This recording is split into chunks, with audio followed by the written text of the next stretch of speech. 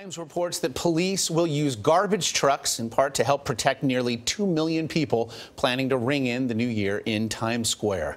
Officers and patrol cars are already lining up in the area, and police are introducing new security measures following terror attacks overseas. Major European cities are also stepping up security after the Berlin attack.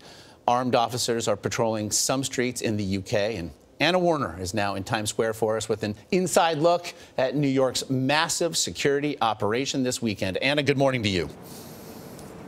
Good morning. Well, you have to imagine this spot packed with some 2 million people. It's going to be wall-to-wall people here, but police say they will have that all under control with some 7,000 New York police officers, both in uniform and civilian clothes, and a lot of other measures that they're taking this year, even more precautions.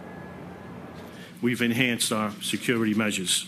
New York City officials are adding a new layer of security this New Year's Eve, following terror attacks in Europe, where trucks were driven into crowds of people.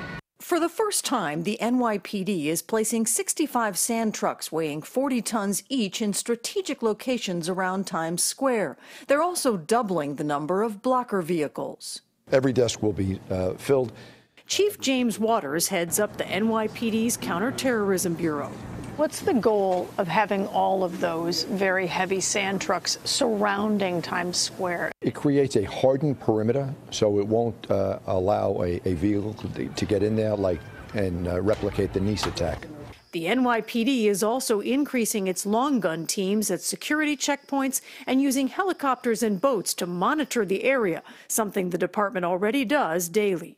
Do you want petite people who might potentially be thinking of doing something bad to know, hey, listen, you're going to run into some serious resistance if you even try? I want the good people to know and have a level of confidence in the police that we're able to protect them. And I want the bad people to know, beware, New York City is not the place to try to do this.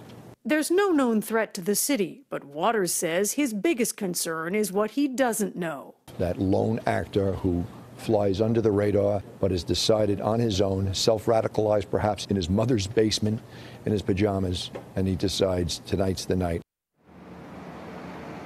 Now, if you show up here for New Year's Eve, keep in mind, if you come here, no backpacks, no umbrellas, don't be carrying anything with you. Some people are expected to show up to go into the pens as early as 8 o'clock on Saturday morning, if you can imagine. Even the mayor says he doesn't know why anybody would want to show up at 8 o'clock. But they're also closing more streets. Yeah, right?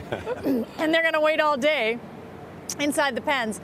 There's another thing. They are closing more streets north of here this year. That's primarily for security, but keep in mind, too, that Trump Tower is up north of here. They say they don't expect any special difficulties regarding Trump Tower, however. Rena?